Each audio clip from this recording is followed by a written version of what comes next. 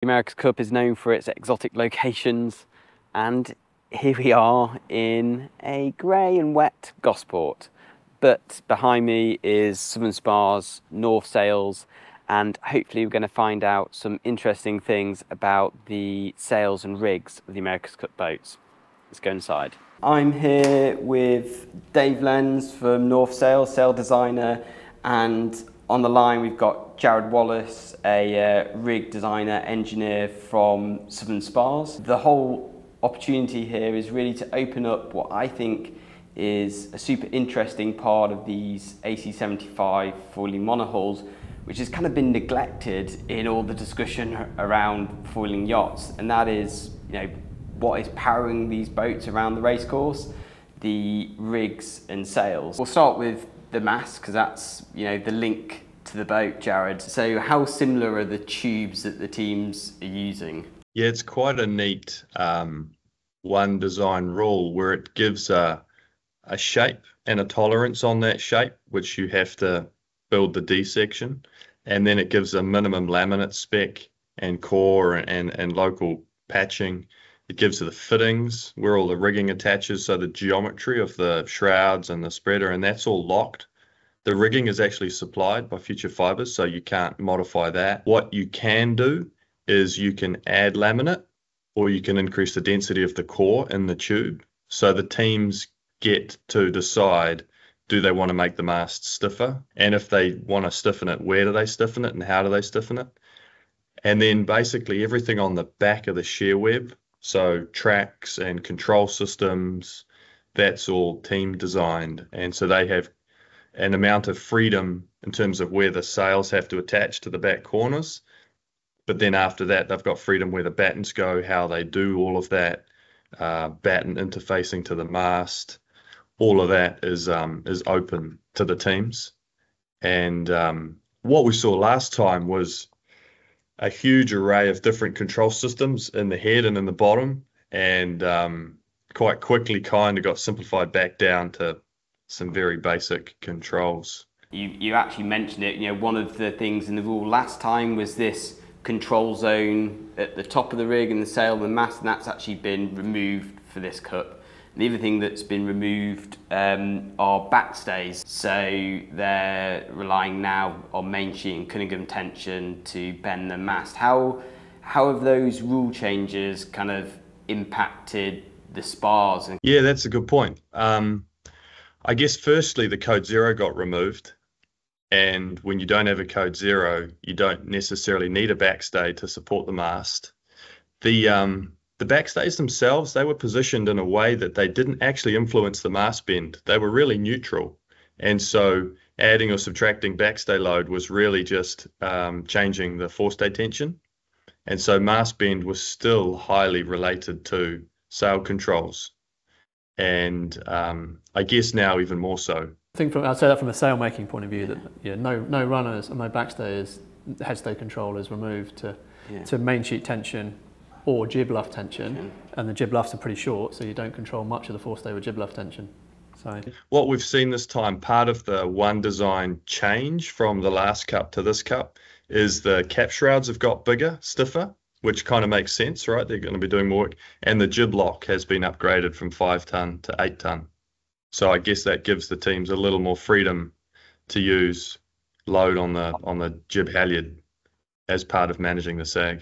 I mean, this brings us on nicely actually to sail controls and how these boats are trimmed. It seems to me from the outside that it has kind of trickled down to Cunningham, main sheet tension, sheet angle, pretty basic fundamental controls. Yeah, I guess this is one for you, Dave, how you view that.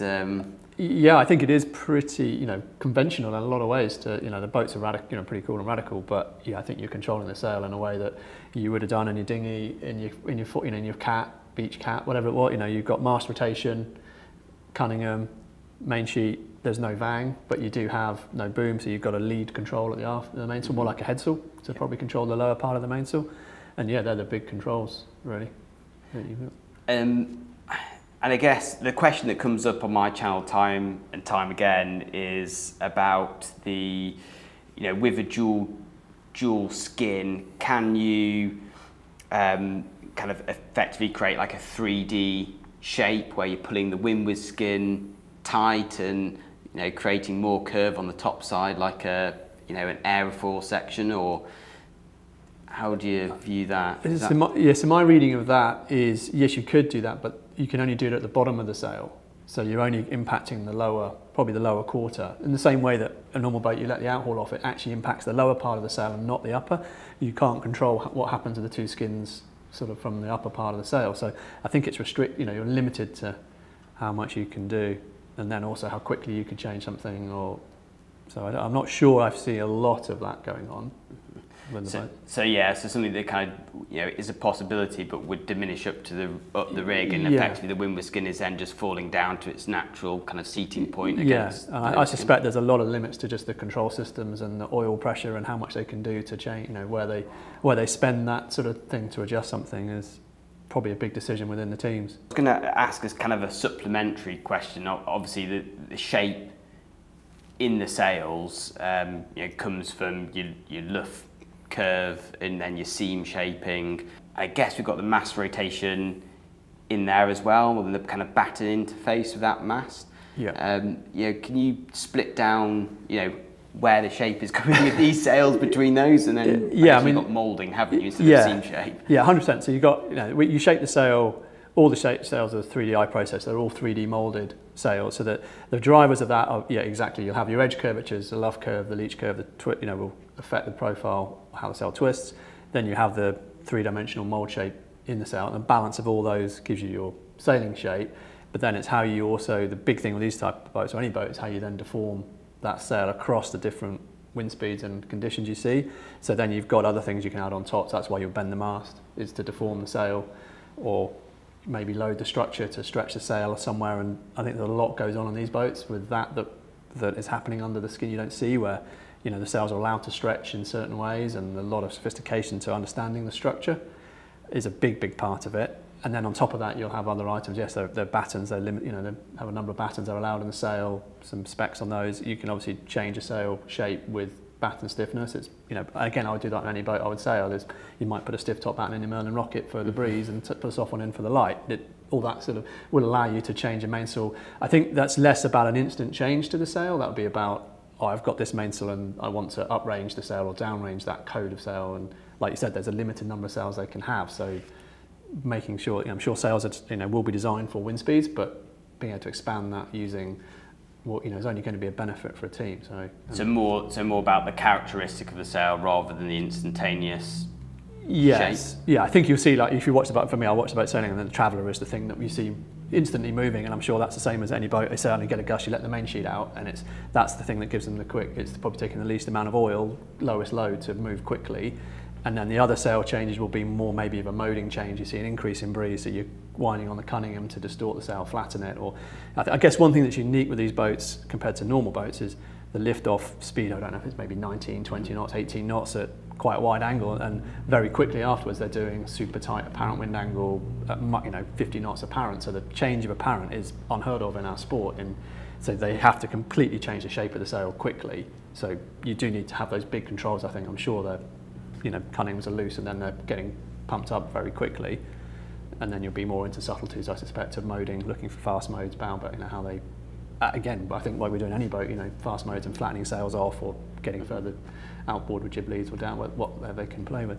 And actually in match racing you often get forced into those modes more often. I think everyone who's done fleet racing, yeah sure, there's like a high mode and a low mode, but you normally gravitate to your VMG and that's it, and you might foot off through a bit of a lift and try and pinch through a header, but in match racing that's really key to get across your opponent, isn't it? Yeah. So it's those sort of changes where they're really, and I'm sure it's the same as lots of classes where you're chasing the optimum shape and the perfect lift drag and the fastest, but you also need something that will cover a range, because that's what we see in sailing, like say a different mode, a different position of the boat, a wind shift, so you just sort of need to be able to understand how adaptable and quick it's kind of user-friendly the sails would be. So, and from a mass perspective, in terms of obviously the section is fixed, and a huge part of the kind of bend characteristics of mass actually comes from the section shape.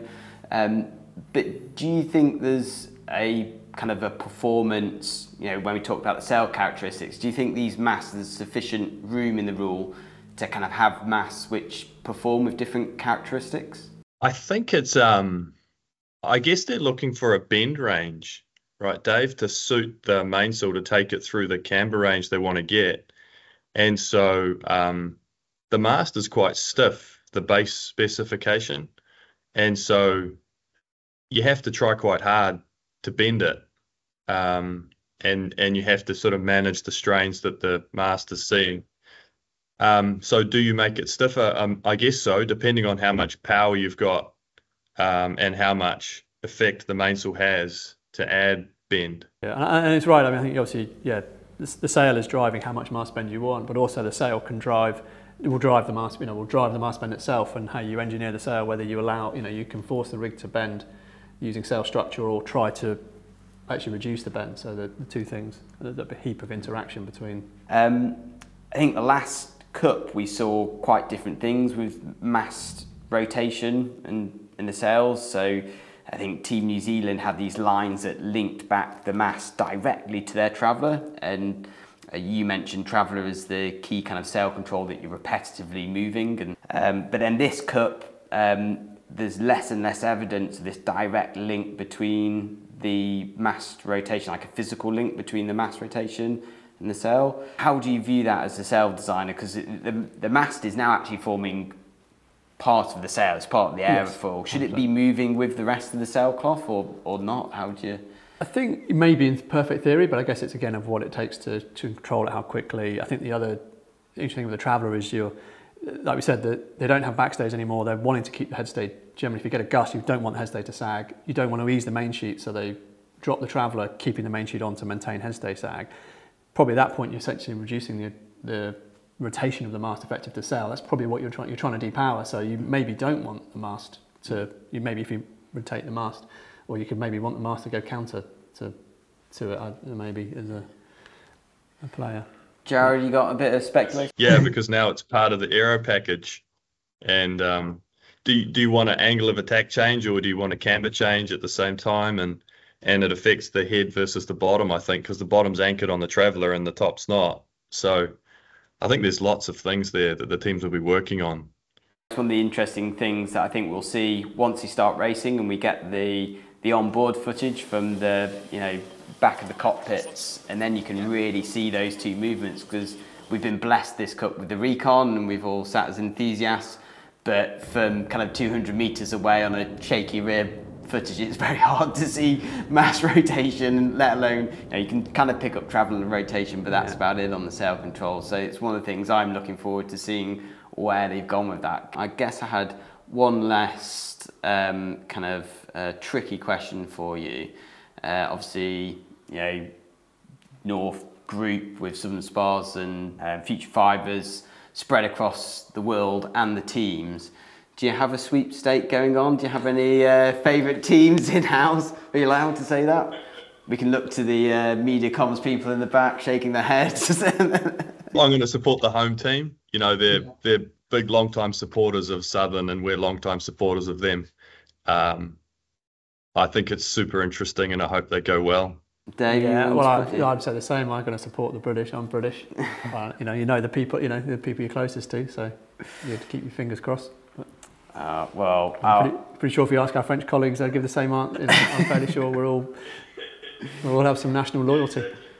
Your group has people effectively seconded into the teams who hold the expertise. Do you want to say a little bit about how that works internally? Because people will be looking from the outside, being like, hang on, we've got X amount of teams, and 80% of them are on your equipment. How do the teams kind of keep that separation with sharing suppliers? I mean, well, they're actually 100%. For the sales, it's 100%. Okay. Of the teams are using North sales. So, and I can speak from the sail design. So, and we basically have sail designers embedded within each team that are essentially employed by the teams, and also they license to use our software. So they're there, and they're basically, for the cycle, they're part of the team. Yeah, and in Rig World, last time we had a couple of us embedded in different teams, but this time we're in a supplier sort of manufacturing role. We have project managers in-house to keep information completely confidential and separate. So there are different people doing the different teams to ensure that that is all maintained. And then we have specific build teams in the factory to build each team's equipment.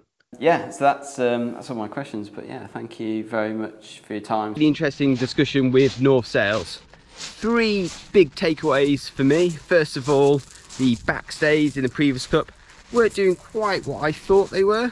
Actually, they were very neutral, so any increases in Cunningham tension to add mass bend that we're seeing in this cup is really just a general trend in the class rather than a result of the backstays being removed. Second interesting thing about the mass, well, you know, not quite so one design as people imagine. You can do a lot with the layup to stiffen those mass up, and also the interfaces with the back of the mass in terms of how the battens interact, the mass tracks, etc, etc. And the third really interesting thing was just a bit of discussion about sail controls, and yeah, Dave saying how actually they're pretty simple, and the way of trimming the sails is pretty similar to what we have on our, you know, boats that you and I would know. But also Dave calling into question how much you can really do in terms of differential between the skins, whether that pulling the windward skin tight, dropping off the leeward skin, he's suggesting that would kind of diminish as you went up the rig. So maybe that game-changing main sheet system that Team New Zealand had isn't quite so effective over the wholesale plan as one might imagine. So that's it for me. Thank you very much to the guys at North Sails, Southern Spars for their time, and I'll be back very soon with Rob and Tom and some detailed discussions about all the team's designs. Take care, see you around.